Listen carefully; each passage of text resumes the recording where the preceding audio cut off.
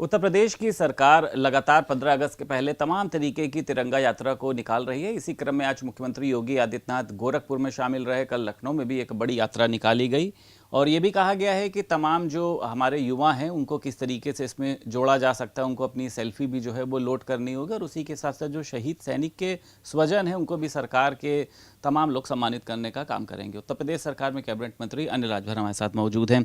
Sir, आज भी देखा एक बड़ा वृहद कार्यक्रम जो है वो आप लोगों की तरफ से आयोजन किया जा रहा है। आप लोग इसको कैसे देखते हैं और किस मायने में देखते हैं? देखिए, बहुत ज़रूरी है। जो राष्ट्रीय भावना है, राष्ट्र के प्रति जो हमारे मन का जो भाव है वो हमेशा जिंदा रहना चाहिए। तो कम से कम जो हमारे राष्ट्रीय पर्व हैं उससे आम आदमी अपने आप को जोड़ सके, खास तौर पर युवा अपने आप को जोड़ सके।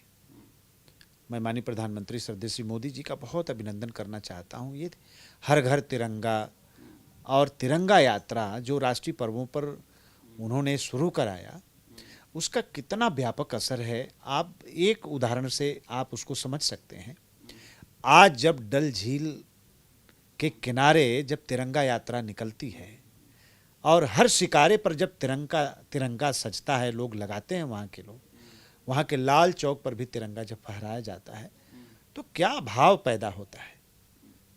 और आज हम लोगों को प्रसन्नता है कि आम जनता इस कार्यक्रम से अपने आप को जोड़ने का काम कर रही है। ठीक है सर, संसद में अब तो बहुत कम समय बचा है, लेकिन उसके बावजूद ये भी देखा जा रहा है कि आज फिर हंगामे के आसार रह सकते हैं। विपक्ष अभी भी लगातार आप लोगों को, चाहे नीट का मुद्दा हो, राम मंदिर मुद्दा, ऐसे मुद्दों पर घेरने का प्रयास कर रहा है। नहीं, कुछ नहीं। देखिए, एफसीआरए के खिलाफ क्यों हैं? इनके बस में नहीं। बहुत बार हम लोगों ने कहा है कि बाहर की जो शक्तियां हैं, भारत के बाहर की शक्तियां जो जिसके मन में भारत का विरोध है, उनके हाथ की कठपुतली धीरे धीरे प्रतिपक्ष के लोग बनते जा रहे हैं। बाहर का पैसा देश के खिलाफ इस्तेमाल न हो, सरकार का ये प्रयास है। और उसको सिर्फ ऐसे कह नहीं रही है सरकार, उसके लिए विधिवत कानून बनाने जा रही है। तो इसमें तो प्रतिपक्ष को सहयोग करना चाहिए। ठीक है, राहुल गांधी का कार्यक्रम प्रयागराज में हुआ, तमाम बताते हैं बड़ी दिक्कत आई। किस तरीके से देखते हैं आप इनके कार्यक्रम को? क्या रहा, मतलब फ्लॉप शो रहा या एक सक्सेसफुल शो रहा? पूरी तरीके से फ्लॉप रहा। आप बताइए ना, 1 करोड़ का सामियाना, 1 करोड़ का मंच। कांग्रेसी क्या कहते थे, 16 जिला के छात्र नौजवान आ रहे हैं, 2 लाख छात्रों का तो हम लोगों ने रजिस्ट्रेशन किया है। राहुल गांधी जी आएंगे तो 10 लाख की हम आतिशबाजी करेंगे। खोदा पहाड़ निकली चुहिया। बमुश्किल 5,000 लोग पहुंच पाए।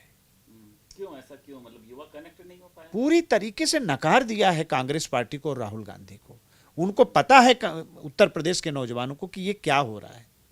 उत्तर प्रदेश की धरती पर डबल इंजन की सरकार ने जो नौजवानों की सेवा की है, जो हमने कार्यक्रम चलाए हैं, उससे हमारा नौजवान पूरी तरीके से संतुष्ट है। वो गुमराह नहीं हो सकता।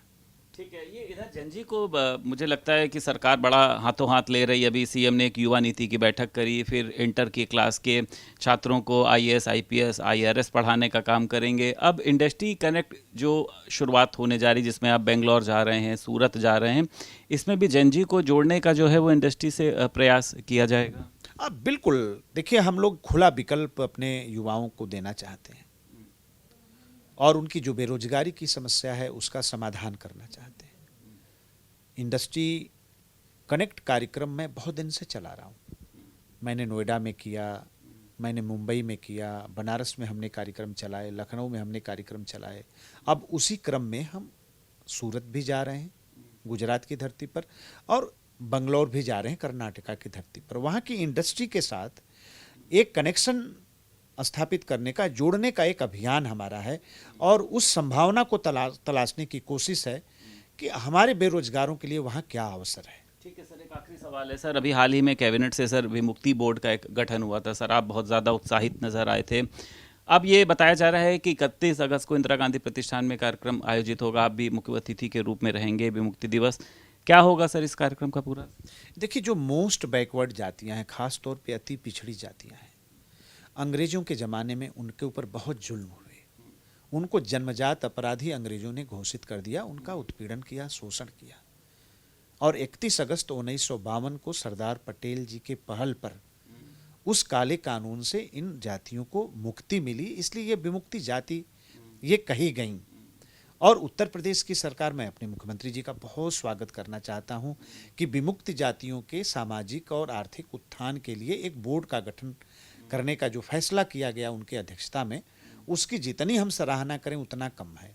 31 अगस्त विमुक्ति दिवस को हम हर साल मनाते हैं, उसी तर्ज पर इस साल भी हम कार्यक्रम इंदिरा गांधी प्रतिष्ठान में करने जा रहे हैं। बहुत शुक्रिया बात करने के लिए। उत्तर प्रदेश सरकार में कैबिनेट मंत्री अनिल राजभर हमारे साथ मौजूद थे। लखनऊ से वीडियो जर्नलिस्ट रोहित गुप्ता के साथ संदीप खेर, भारत समाचार।